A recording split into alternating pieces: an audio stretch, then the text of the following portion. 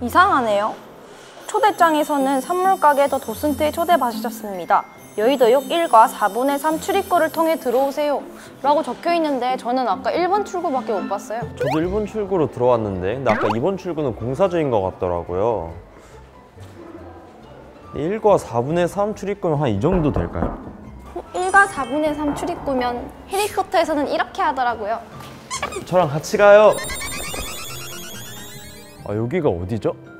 초대장 내용이 바뀌었어요. 사학연금 서울회관에 오신 것을 환영합니다. 건물 내부를 자유롭게 탐험한 뒤 18층 비밀의 방으로 오시면 오늘의 도슨트를 만나보실 수 있습니다. 아, 여기가 사학연금 서울회관이군요. 그러면 초대장에 적힌 대로 도슨트님을 만나러 가기 전에 저희 좀 둘러보고 갈까요? 좋아요.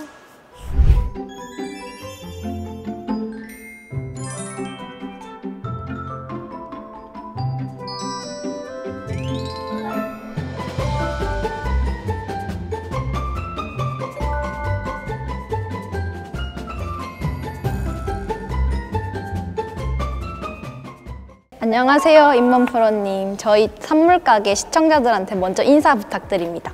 안녕하세요, 여러분. 산물가게 더 도슨트에 오신 것을 환영합니다. 저는 사학연금 서울회관 재건축편 도슨트를 맡게 된 삼성물산의 백인범 프로입니다. 반갑습니다. 두 분도 자기소개 간단하게 해주시죠. 저는 이민정이고 실내건축 디자인을 전공을 하고 있고 또 건축학과도 다중으로 전공을 하고 있는 학생입니다.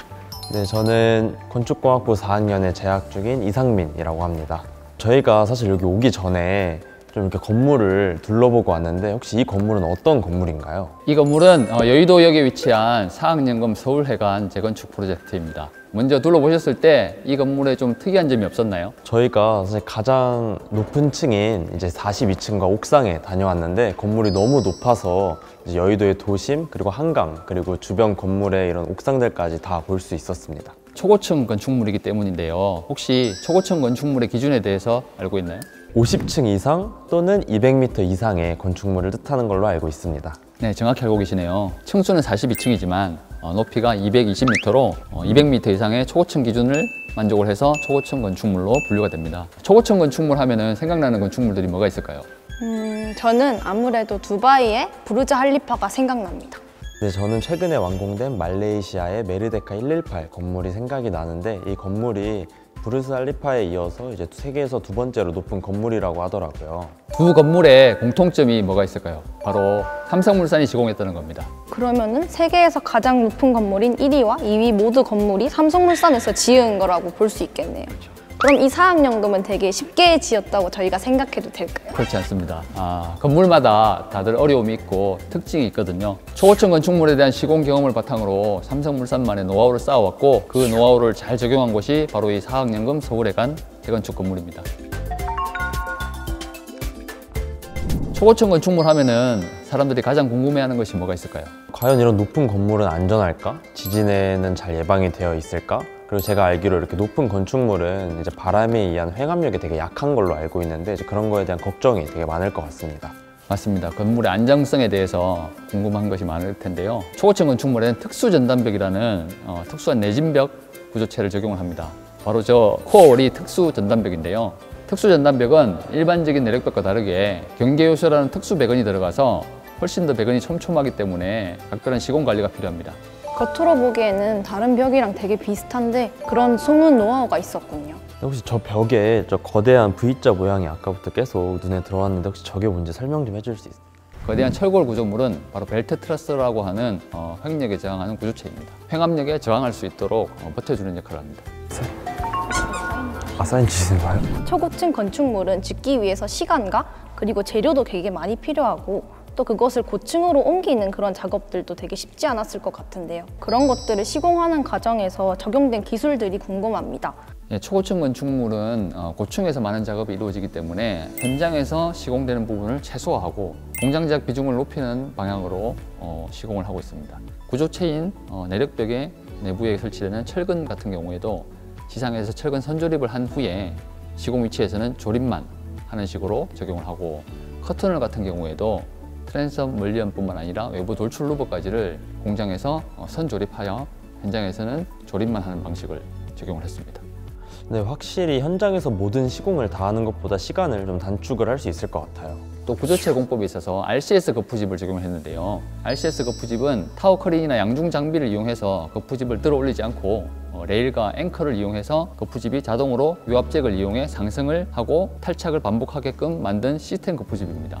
네, RCS 거푸집 공법의 장점이 많은 것 같은데 혹시 다른 건축물에도 많이 사용이 되고 있나요? RCS 거푸집은 시스템 거푸집이기 때문에 전용 횟수와 경제성이 연관이 되어 있습니다. 한번 만들어서 여러 번 사용해야지 경제성이 나오게 됩니다. 그렇기 때문에 저층부의 건물에는 잘 적용이 되지 않고 이런 초고층 건축물에 주로 적용이 되게 됐습니다. 이렇게 설명을 듣다 보니까 이런 시공 과정에 있어서 안전도 되게 많이 신경을 쓰셨을 것 같은데 어떻게 됐는지 궁금합니다. 이런 초고층 건축물에서는 매우 높은 곳에서 화기 작업을 하기 때문에 고소 작업 그리고 불티 비산에 의한 화재 사고 등이 우려가 됩니다. 그렇기 때문에 끝단부의 엔드 플레이트를 공장에서 철골에 선 조립을 해서 용접을 해온 다음 현장에서는 설치만 하는 방식을 국내 최초로 적용을 했습니다. 그리고 공사 현장에 보면은 가설 승강기, 호이스트라고 하는데요. 물건을 싣고 내리는 과정에서 협착 사고가 많이 발생하게 됩니다.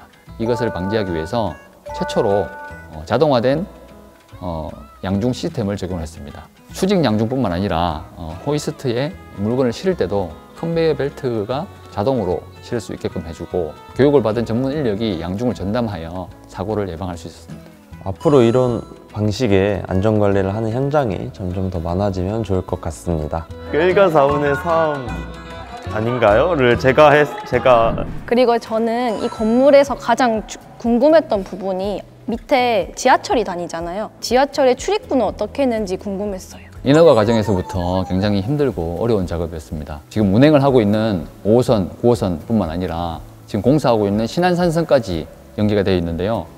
운행 중인 지하철에 영향을 주지 않기 위해서 지하 굴착에 따른 지하 안전 영향 평가 그리고 지하철에 대한 진동에 대한 영향 평가 등의 과정을 거쳤고 지하철 구조물에 영향이 있는지 아닌지를 확인하기 위해 계측기를 설치를 해서 자동화 계측을 통해 지하철의 영향 유무를 24시간 체크를 했습니다.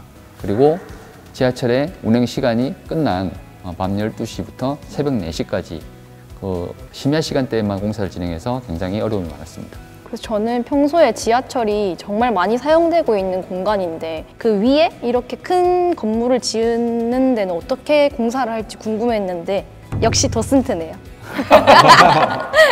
지하철역 출입구 공사뿐만 아니라 이제 도심 한가운데 현장 특성상 이제 신경 써야 할 부분이 너무 많았을 것 같은데 조금 더 구체적으로 설명해 주시면 감사할 것 같습니다. 소음이나 진동에 따른 민원에 대해서 굉장히 신경을 많이 써야 했습니다. 그래서 저희가 3가지 정도의 새로운 환경관리 기법을 적용을 했습니다. 첫 번째로 재활용이 가능한 신소재를 이용해서 소음 발생 원인 장비들을 완전히 감싸서 소음과 진동을 최소화했습니다. 그리고 두 번째로는 폐기물을 담는 일반적인 마대가 아닌 투명한 마대를 적용을 했습니다. 그래서 근로자들이 쓰레기를 담을 때 내가 담은 것에 좀 더 신경을 쓰게 되겠죠.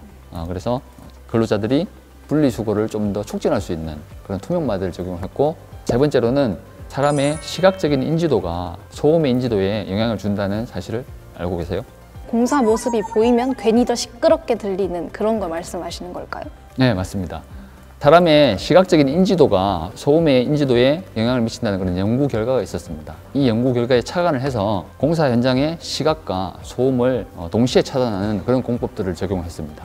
그럼 혹시 이런 고민과 노력도 인정을 받으셨나요? 환경관리에 대한 노력들이 인정을 받아서 환경부 장관상, 국회 환경노동위원장상, 그리고 서울시 친환경공사장으로 선정이 되었습니다. 도수님, 저희가 사실 궁금한 게 아직 많이 남았는데 혹시 조금 더 이야기를 나눠도 괜찮을까요?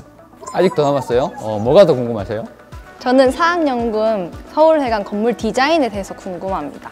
굉장히 상징적인 디자인이 위에 있다고 들었는데요. 디자인에 대한 얘기를 안 했군요. 그럼 그건 2편에서 계속해 볼까요? 좋아요. 그럼 2편에서 만나요. 안녕. 안녕. 이 건물에 꼭 입주를 하고 싶을 것 같습니다. 왜냐하면 여기에 소문을 들었는데요. 벌써 소문이 났나요? 혹시 도슨트님의 피땀 눈물도 여기 많이 들어갔겠죠? 피까지는 아니고 땀과 눈물이 잠깐만요.